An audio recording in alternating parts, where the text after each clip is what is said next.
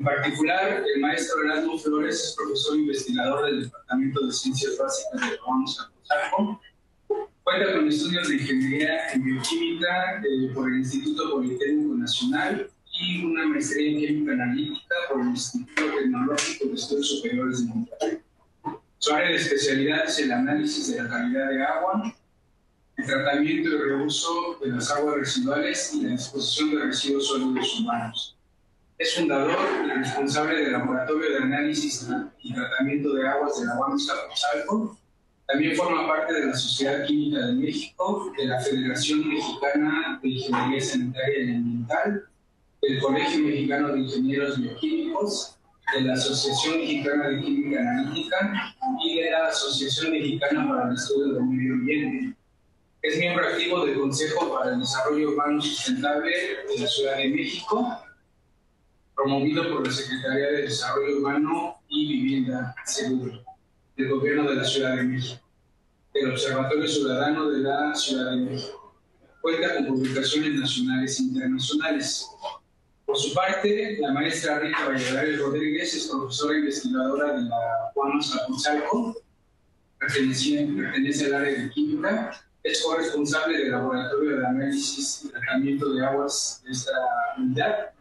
Entre sus líneas de investigación destacan el uso de la calidad del agua y su tratamiento, el desarrollo de métodos analíticos y la disposición de residuos sólidos urbanos. Entre los proyectos realizados destacan la protección y recuperación ecológica del río Náhuatl en el estero de San Rafael en Veracruz, premiado con mención honorífica al Mérito Ecológico 2010 de Semarnat.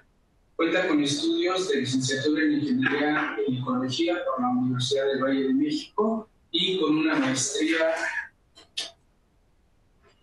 en Ciencias con especialidad en Ingeniería Ambiental. Es miembro de la Asociación Mexicana de Ingeniería y Ciencias Ambientales, también del Observatorio Ciudadano de la Ciudad de México, y es integrante del grupo de expertos académicos del Comité Nacional de ISO TC 147, muestreo de la calidad del agua. Cuenta con diversas publicaciones a nivel nacional e internacional.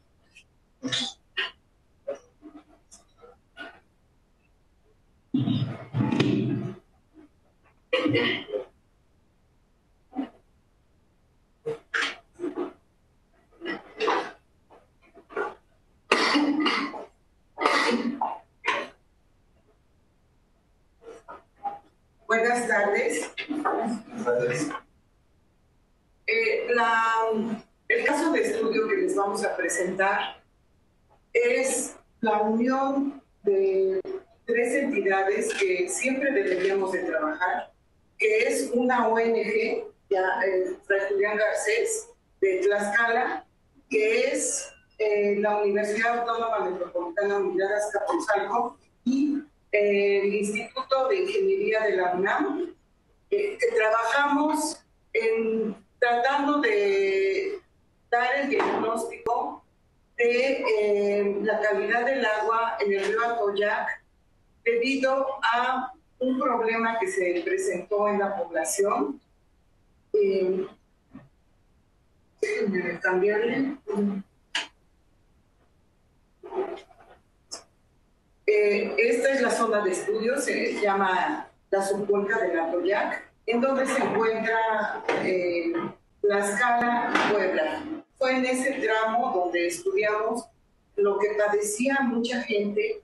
Fue extraño y que hizo que la ONG, Fray Julián Garcés, empezara a hacer un estudio documentado de cuántos casos había de personas con leucemia y con otra enfermedad muy parecida que se llama púrpura trombocitopénica. Esto ellos lo asociaban a la contaminación del agua del río y también al medio ambiente. La primera figura muestra los síntomas de la trombocitopenia, que son moretones, muchos moretones, y la segunda pues es la leucemia, que es la disminución del glóbulo rojo, ¿sí? Bueno, esto hizo que la ONG observara que sí había algo en esa región que provocaba esos males, porque no era lógico que muchas personas estuvieran presentando esos cuadros. Entonces fue como esa ONG acudió a la UNAM y acudió a la UAM para que interviniéramos. De esta manera, pues fueron por el momento dos fuerzas, que fue la universitaria y la de una ONG.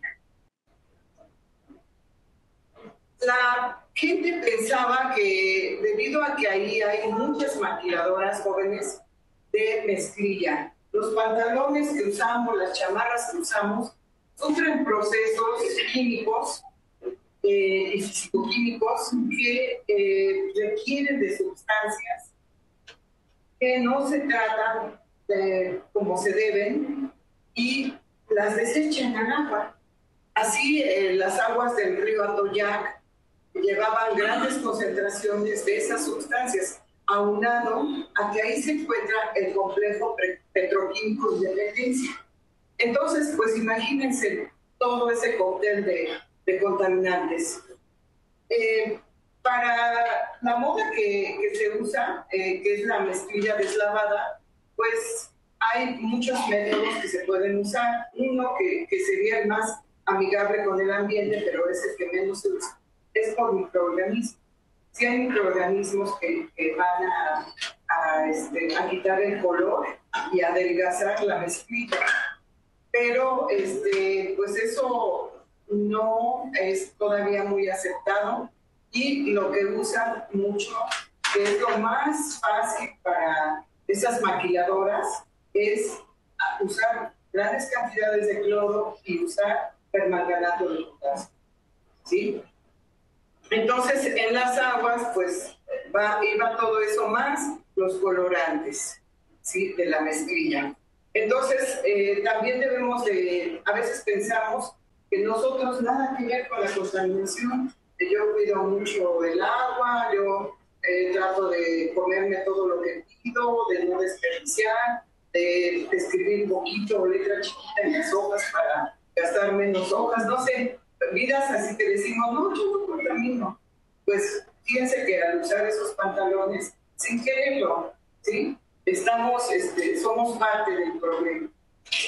Y entonces ahí es donde se circunscribe esta situación que vivimos en el Atoyac.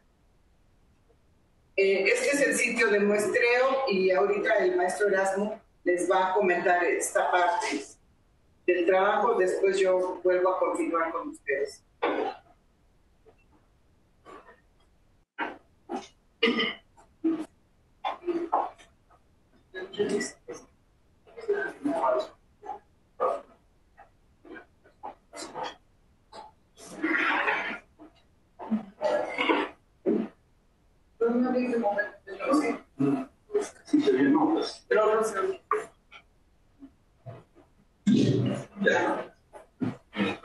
Buenas tardes.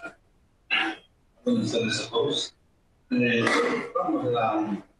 tratar de continuar con el trabajo que ha mencionado la profesora.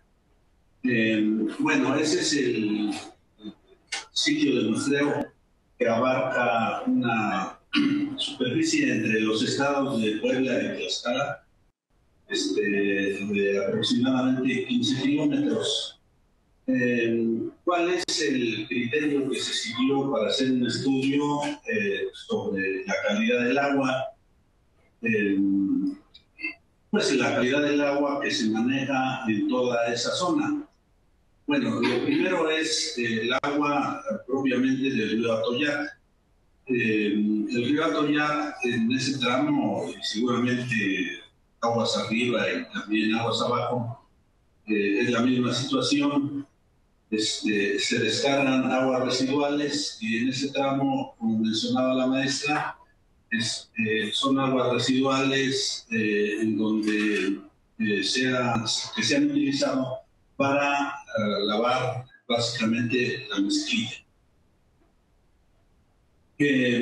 También está el conjunto petroquímico, está ahí ubicado y evidentemente pues también es parte de la contaminación. Entonces, el criterio que se siguió fue el siguiente. Se tomaron muestras a través del río en esa longitud de unos 15 kilómetros.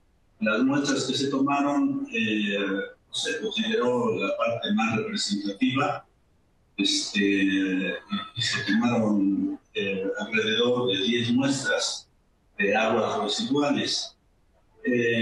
También para ir descartando todas las posibilidades se tomaron unas 5 muestras de aguas residuales que todavía no descargaban al río, para ir viendo cuál era la diferencia y dónde estaría la posible contaminación. Ahí podemos ver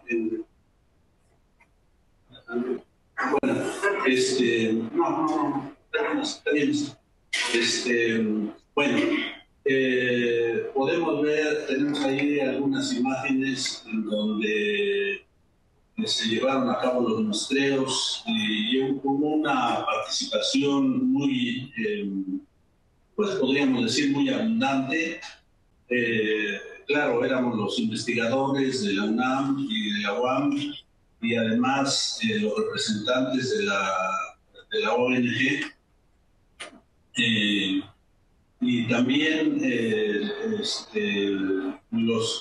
las gentes que pues están de acuerdo con la ONG, pues podemos decir que básicamente constituyen a la ONG y que son propiamente de la localidad. Entonces, fue muy interesante ese trabajo porque hubo una participación de una serie de gentes que están interesadas en la calidad del agua que se maneja. Entonces, también se muestrearon aguas residuales del río, se muestrearon también 12 pueblos, 12 localidades, en donde cada uno de ellos se tomó una muestra del agua potable. Entonces, ¿de dónde se tomaban esas muestras? De sus pozos, básicamente, de los pozos que alimentan a cada una de esas poblaciones. También, para completar el estudio, se tomaron algunas muestras de aguas de los hogares, de las llaves. Y bueno, los parámetros que se estudian para cada una de esas muestras, más bien para cada uno de esos conjuntos de muestras, por ejemplo, las aguas residuales pues, se estudian conforme a la norma NOM 001 de la Semarnat y se toma en cuenta pues la concentración de los contaminantes y se toma en cuenta cuál es la utilidad que se va a dar a esa agua. Entonces, pues aquí básicamente era ver si esos parámetros cumplían para que fueran descargados al río. Y en el caso del agua potable, bueno, pues también se rigen los estudios que se hacen de acuerdo a la norma 127 que ya mencionó la doctora y se toma en cuenta pues también las concentraciones que contienen y en algunos casos, bueno, pues se encontró, ya vamos a discutir los resultados, se encontró que pues algunas muestras de agua no cumplían propiamente con la norma. El siguiente. Bueno, ahí están los resultados. Lo que se encontró, por ejemplo, para las muestras de agua residual, los parámetros que más se salieron de norma fueron las grasas y los aceites. Entonces, bueno, esos compuestos son básicamente materia orgánica y bueno, ¿qué provocan, por ejemplo, en un río? cuando las grasas y los aceites sobrepasan la norma, pues entonces se van acumulando en los espacios huecos del río y se empiezan a formar ahí agua que pues nosotros vemos, ¿no? La grasa no se mezcla con el agua, la grasa va a la superficie y entonces empieza a limitar la entrada del sol, empieza a consumir los procesos bioquímicos ahí, empiezan a consumir el oxígeno y bueno, eso causa propiamente dificultad para que el agua se vaya purificando, que es una de los objetivos, ¿verdad?, de que el agua corra en forma abierta. Entonces, ese fue uno de los parámetros que se encontró prácticamente en cada una de las muestras. También, como consecuencia, por ejemplo, detergentes, también es materia orgánica, fueron los parámetros que más no cumplieron con la normatividad. Tenemos ahí, y por lo tanto, sólidos suspendidos, demanda química de oxígeno, que todo está relacionado con la materia orgánica, demanda bioquímica de oxígeno y, por ejemplo, para algunas aguas de algunos pozos también se encontró el color y la turbiedad no cumplían con la norma. Bueno, por ejemplo, desde el punto de vista de metales, se encontró manganeso. Los compuestos de manganeso forman los óxidos correspondientes y esos óxidos tienen un color café y bueno, evidentemente eso altera el color de las aguas. Bueno, eso se encontró afortunadamente las aguas de los pozos que alimentan a cada una de las poblaciones, la mayoría, un buen porcentaje cumple con la norma. Cumplió con la norma.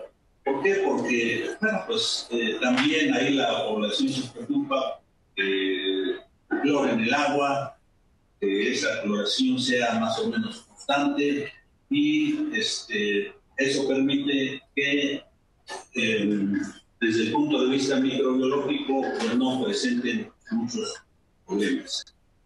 Sin embargo, también en algunos de esas muestras se encontraron compuestos orgánicos volátiles que, son compuestos, todos ellos son cancerígenos. Afortunadamente, las concentraciones que se encontraron estaban dentro de la norma todavía. Pero bueno, es una preocupación el hecho de que eso exista, pues si uno está consumiendo aguas de ese tipo, pues entonces con el tiempo seguramente se desarrollan enfermedades. Pues la conclusión a la que se llegó es que existen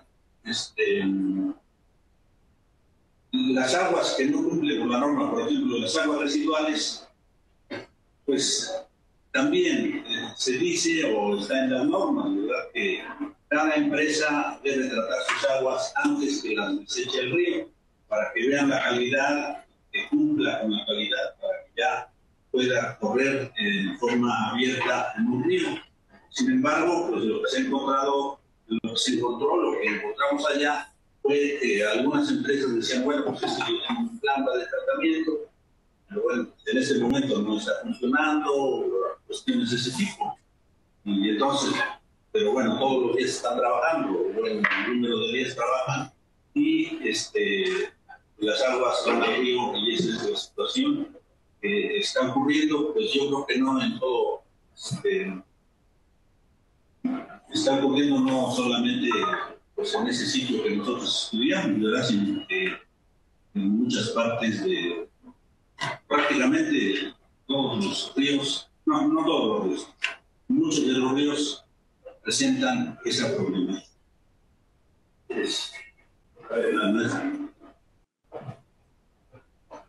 Entre los factores de riesgo que se encontraron, pues fue como les dijo el maestro, que la gente está respirando esas sustancias volátiles que son cancerígenas. Entonces, se piensa que ellas podrían estar asociadas a este daño, ¿no? a la salud de la gente. Estas son las comunidades que son las más vulnerables, en donde se encontró más las concentraciones de estos contaminantes. Lo que aquí se les presentó fue un promedio de lo que encontramos, porque, pues, como ustedes comprenderán, fueron bastantes estudios los que se hicieron. Algo que hoy en día ayuda a buscar la salud, a exigir a los responsables que hagan algo, es el derecho humano al agua y a la salud. La ONU en el 2010 lo establece como un derecho humano, y en el momento en que los países aceptan un reconocimiento de estos derechos, se hace universal, y entonces los países están obligados a aceptarlo y a actuar. Esto es lo que está haciendo que estas ONGs que ayudan bastante abran caminos para defender la salud de la gente, y no solo de la gente, del mismo río. El río está enfermo, ¿sí? Y hoy en día el Atoyac sigue siendo un gran problema. Fíjense que esto no terminó aquí. Los resultados se llevaron a la Corte Internacional, ¿sí? Y entonces, esto ya tiene algunos años. En el 2006, la Corte Internacional aceptó el caso, y se llama Contaminación Industrial en los ríos Atoyac y Xochiac, Estado de Tlaxcala y Puebla, República Mexicana. Actores, bueno, ahí los que actúan como actores son la ONG, que en este caso es Fray Julián Garcés, y los en oposición, o sea, contra los que se está actuando, pues esta Comisión Nacional del Agua, de Tlaxcala y Puebla, es la Semarnat de Tlaxcala y Puebla, y es una empresa textil. Fue una cosa muy fuerte hacer un estudio de estos, presentarlo y que se llevara a la Corte Internacional.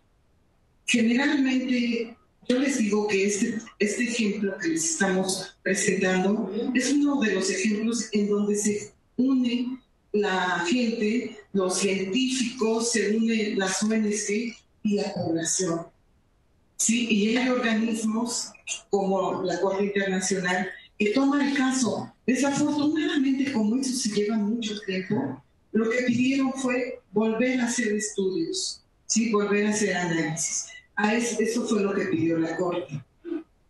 Entonces, pues sí es un poco difícil, pero el avance del derecho ambiental, jóvenes, es lo que nos va a ayudar a abrir estas puertas. Y les digo, ya que la ONU declara como un derecho el tener el agua limpia y tener salud, es algo que nos abre las puertas para poder actuar con el medio ambiente, poderlo recuperar, porque lo estamos perdiendo, pero tenemos que recuperarlo. Aquí espero tener algunos ambientales, estoy viendo algunos, y pues tienen que trabajar ambientales y no ambientales. A todos nos corresponde hacer algo, todos nos formamos parte de, ya les dije, ni siquiera a veces piensan que cuando estamos, ni yo misma, ¿no? Estamos comprando que una chamarra, que qué bonita, que está así y así, pues todo lo que lleva atrás, ¿sí? Pero eso no quiere decir que no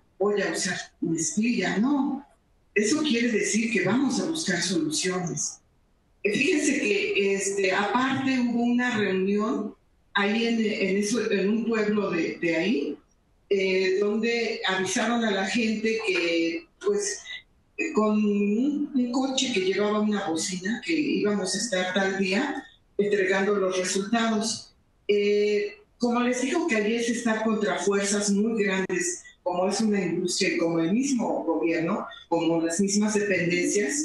Entonces, un radio así muy local avisó que se suspendía la reunión y no era así, se trató de impedir que nos reuniéramos, pero finalmente nos reunimos todos, la población, incluso estaban los de Conagua que ni los conocíamos y ahí los llegamos a conocer. Y bueno, vieron que la intención no es la denuncia, muchachos. La ecología generalmente la usa nada más como política, como denuncias.